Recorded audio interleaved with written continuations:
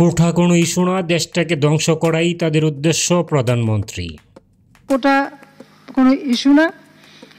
একে যে কটা প্রতিষ্ঠান বাংলাদেশের জনগণের সেবা দেয়, যে কতটা প্রতিষ্ঠান বাংলাদেশের মানুষের জীবনমান উন্নত করে, সেটাই ধ্বংস করা।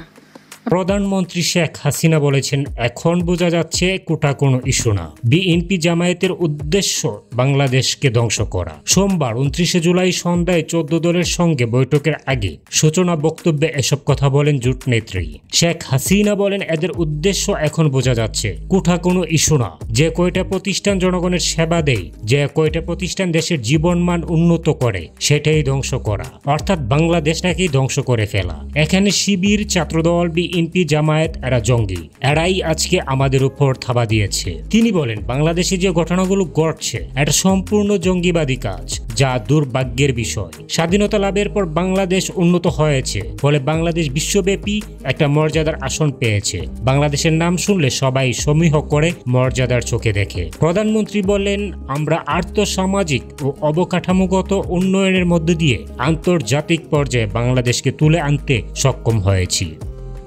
আসলে এটা তো রাজনীতি কিছু না, এটা সম্পূর্ণ জঙ্গিবাদী কাজ, একেবারে জঙ্গিবাদী কাজ। এটা হলো দুর্ভাগ্যের বিষয় যে আজকে আমরা দেশ স্বাধীন করেছি, আজকে বাংলাদেশ উন্নয়ন হয়েছে, উন্নয়নের ফলে বাংলাদেশ আজকে বিশ্বব্যাপী একটা মর্যাদার আসন পেয়ে গেছে। বাংলাদেশের নাম শুনলে এখন সবাই একটা সমীহ করে চল।